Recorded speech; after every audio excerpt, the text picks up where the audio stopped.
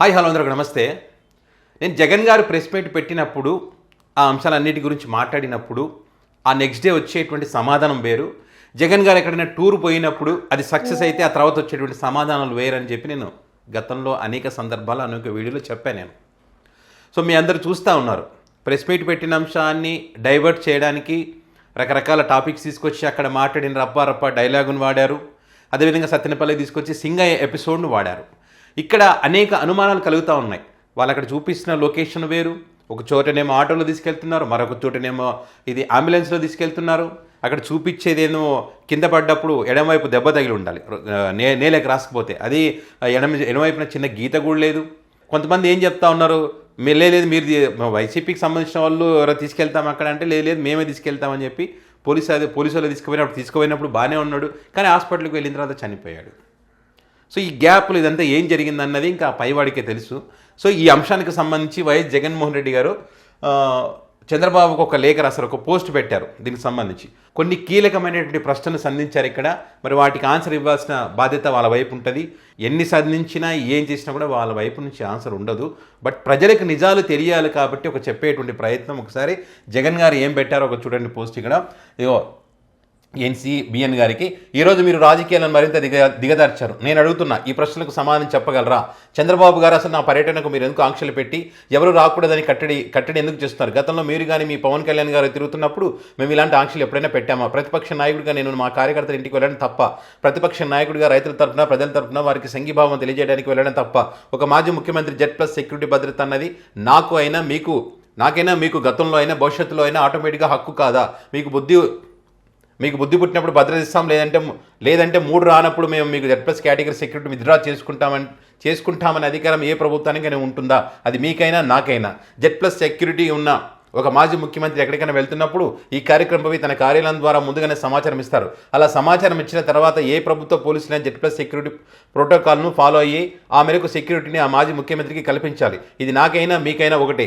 ఎవరి ప్రభుత్వం అధికారులను పాటించాల్సిన ప్రోటోకాల్. మరి Z+ సెక్యూరిటీతో మాజీ ముఖ్యమంత్రి ఉంటే తన ప్రోగ్రామ్కి సంబంధించిన రూట్ మ్యాప్ ఇచ్చిన తర్వాత పైలట్ వెహికల్స్, రోప్ పార్టీలు అన్నవి సెక్యూరిటీ ప్రోటోకాల్లో భాగమైనప్పుడు మరి మీరు రోపు పార్టీల Z+ సెక్యూరిటీ ఉన్న మాజీ ముఖ్యమంత్రి ప్రయాణం చేస్తున్న వాహనం చుట్టూ రోపు పట్టుకొని ఎవరు వాహనం మీద పడకుండా చూసుకోవాల్సిన బాధ్యత ఉండదా? మనుషుల తాకిడి ఎక్కువగా ఉన్న పరిస్థితుల్లో అందుకే కదా Z+ కేటగిరీ ఎక్కువ సెక్యూరిటీతో మాజీ ముఖ్యమంత్రి ప్రయాణంలో ప్రోటోకాల్ భాగంగా రోప్ పార్టీని పైలట్ వాహనాలు పెట్టడానికి కారణం. మరి మీ పైలట్ వెహికల్స్, అందులో సెక్యూరిటీ రోప్ పార్టీలు Z+ సెక్యూరిటీ ఉన్న మాజీ ముఖ్యమంత్రి వాహనం చుట్టూ ఇంతమంది ప్రజలు తాకిడి ఉన్నప్పుడు ఎందుకు లేరు? ఒకవేళ ఉండి ఉన్నమాట నిజమే అయితే మరి ఎవరైనా వెహికల్ కింద ఎలా పడగలుగుతారు? మరి అది ఏది వాస్తవం? మీరు సెక్యూరిటీ ఇవ్వలేదన్నదా, లేదా వెహికల్ కింద ఎవరు పడలేదన్నదా? Z+ భద్రత ఉన్న మాజీ ముఖ్యమంత్రికి బుల్లెట్ ప్రూఫ్ వాహనాన్ని కూడా గవర్నమెంటే ఇవ్వాలి. గవర్నమెంట్ డ్రైవరే ఆ వాహనాన్ని కూడా డ్రైవ్ చేయాలి. ఇది ప్రోటోకాల్. మంచి బుల్లెట్ ప్రూఫ్ వెహికల్ మీరు ప్రొవైడ్ చేయకపోతే గవర్నమెంట్ అనుమతితోనే నేనే నా సొంత డబ్బుతో సొంతంగా వాహనాన్ని కొనిపెట్టా. డ్రైవర్ను మీరు గవర్నమెంట్ డ్రైవర్ ప్రోటోకాల్ ప్రకారం ఇచ్చారు. మరి మీ గవర్నమెంట్ డ్రైవర్ తోలుతున్న ఈ వెహికల్, మీరు ఇచ్చిన పైలట్ వెహికల్ మీ రోపు పార్టీల ఆధ్వర్యంలో ప్రయాణం జరుగుతున్నప్పుడు మాజీ ముఖ్యమంత్రి ప్రయాణిస్తున్న తన వాహన సెక్యూరిటీ బాధ్యత మీది కాదా? అందుకే కదా ఈ ప్రోటోకాల్. ఆ రోజు మీ SP ఈ ఘటన మీద ఇచ్చిన స్టేట్మెంట్ ఏమిటి? మరి ఎందుకు టాపిక్ డైవర్షన్ రాజకీయాలు? ప్రతిపక్షంగా నేను ప్రెస్ మీట్ పెట్టి సుదీర్ఘంగా గతంలో మీరు ప్రజలకు ఇచ్చిన వాగ్దానాలు, హామీలపై మీరు చెప్పిన మాటలు, గతంలో మీరు ఇంటింటికి పంపించిన బాండ్లను, మీ మేనిఫెస్టో, మీ అబద్ధాలను, మీ మోసాలను బయటపెడితే మీ పాలన వైఫల్యాలను, రెడ్ బుక్ రాజ్యాంగ పేరుతో మీరు చేసిన భయంకర పాలన గురించి ఎక్స్పోజ్ చేస్తే రాష్ట్రంలో విచ్చలవిడి అవినీతి, తద్వారా రాష్ట్ర ఖజానాకు మీ వల్ల జరిగిన నష్టాన్ని, అతలాకుతలం అవుతున్న రైతులు, అక్క చెల్లెమ్మల పిల్లల బతుకులు, వీటన్నింటి నేను చెప్తే వాటికి సమాధానం చెప్పలేక ప్రజల మీ మీద ఉన్న వ్యతిరేకత, నా మీద ప్రేమను చూపి తట్టుకోలేక మీరు దిగజారి డైవర్షన్ రాజకీయాలు మరింత దిగజారి చేయడం అత్యంత హేయంగా. కాస్తైనా సిగ్గు తెచ్చుకొని మారండి.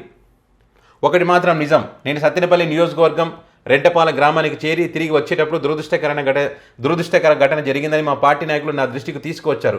వెంటనే పత్తిపాడు మా పార్టీ ఇన్ఛార్జి బాలసాని కిరణ్, తర్వాత మాజీ మంత్రి అంబటి రాంబాబు సహా అప్పటికే ఆ పార్టీ నాయకులు ఆసుపత్రికి చేరుకున్నారని మా వాళ్ళు చెప్పారు.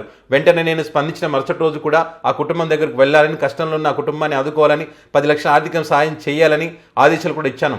ఒక మనిషిని కోల్పోయిన కుటుంబం పట్ల చేతనైనంత మేర మా బాధ్యతను మేము నిర్వర్తిస్తాం. అందులో మరణించిన ఆ వ్యక్తి మా మనిషి, మమ్మల్ని అభిమానించే వ్యక్తి అయినప్పుడు ఆ బాధ్యత మరింత రెట్టింపు అవుతుంది. ఇదే పర్యటనలో గుండెపోటు కారణంగా ప్రాణాలు కోల్పోయిన మరో అభిమాని విషయంలోనూ ఇదే రీతిలో స్పందించాం. అయినా మా మీద విష ప్రచారాలు చేస్తున్నారు. మానవత్వం గురించి, నైతిక గురించి మీరు పాఠాలు చెప్పడం ఆశ్చర్యం. అయినా నేను చంద్రబాబు గారిని ప్రశ్నిస్తున్నా, మీ పర్యటన సమయంలో మీ మీటింగ్లో చనిపోయిన వారి విషయంలో మీరు ఏం చేశారు, ఎంత మేర చేశారు? మీరా మానవత్వం గురించి, నైతికత గురించి మాట్లాడేది. ఇప్పటికైనా మారండి. ఇది జగన్మోహన్ రెడ్డి గారు చంద్రబాబు నాయుడు గారిని ఉద్దేశిస్తూ రాసినటువంటి లేఖ. ఒక పోస్ట్ అయితే పెట్టారు. మరి ఇందులో జగన్ గారు అడిగినటువంటి ప్రశ్నలకు వీళ్ళు ఆన్సర్ ఇవ్వగలరా? అనేక ప్రశ్నలు ఉన్నాయి. నిజంగా జరిగి ఉంటే, వీళ్ళు చూపించిన వీడియో క్లిప్పింగ్ నిజమై ఉంటే, సింగయ్య దాని కింద పడి ఉంటే ఆ బాధ్యత వాళ్ళదే కదా. మరి రోప్ పార్టీలు ఎక్కడున్నాయి? మరి మాజీ ముఖ్యమంత్రి వెహికల్ వెళ్తున్నప్పుడు ఆ బానట్ మీదకి ఎక్కినప్పుడు మరి ఎందుకు ఆపలేకపోయారంటే మీ భద్రత వైఫల్యం మీరు ఒప్పుకున్నట్ట? లేదు మేము భద్రత కరెక్ట్గా ఇచ్చామంటే దాని కింద ఎట్లా పడతారు? చాలా ప్రశ్నలు ఉన్నాయి. వీటికి ఆన్సర్ ఇవ్వాల్సిందే. వీళ్ళు ఎవరు అధికారులున్నా ఏదున్నా కూడా రూలే. ఆ రూల్ను అతిక్రమించి మాకు 3 వస్తేనే ఇస్తాం, 3 లేకుంటే ఇవ్వమనే విధంగా వీళ్ళు వివరిస్తున్న తీరుకు సంబంధించి జగన్ గారు వేసినటువంటి ప్రశ్నలు. మరి అటువైపు నుంచి ఆన్సర్ వస్తుందా అంటే రాదు. ఆన్సర్ రాదు. దీన్ని డైవర్ట్ చేయడానికి ఇంకోటి మాట్లాడతారు. ప్రజలకైతే నిజాలు తెలియాలి కదా. ప్రజల తరఫున మాట్లాడినప్పుడు, ప్రజల గురించి మాట్లాడినప్పుడు ఆ సమస్యలకు సంబంధించిన టాపిక్ డైవర్ట్ చేయడానికి అవసరమైన విషయాలు తెర మీదకి తీసుకొచ్చి డైవర్ట్ చేసేటువంటి ఒక కార్యక్రమం అద్భుతంగా ఆంధ్రప్రదేశ్లో జరుగుతుంది అనడానికి ఇవన్నీ ఒక ఎగ్జాంపుల్. గతంలో చంద్రబాబు నాయుడు గారి వల్ల ఏం జరిగిందో రాష్ట్ర ప్రజలందరికీ తెలుసు, దేశం మొత్తం తెలుసు. దాని గురించి ఏం మాట్లాడారో ఘటనలు జరిగినప్పుడు జరుగుతుంటాయి అని చాలా లైట్గా తీసుకున్నారు. ప్రజల ప్రాణాలంటే లెక్క లేకుండా లైట్గా తీసుకున్నటువంటి వీళ్ళు ఈరోజు నీతులు చెప్తారంటే మరి ఒప్పుకుంటారా? అదే విషయాన్ని జగన్ గారు ప్రశ్నించారు.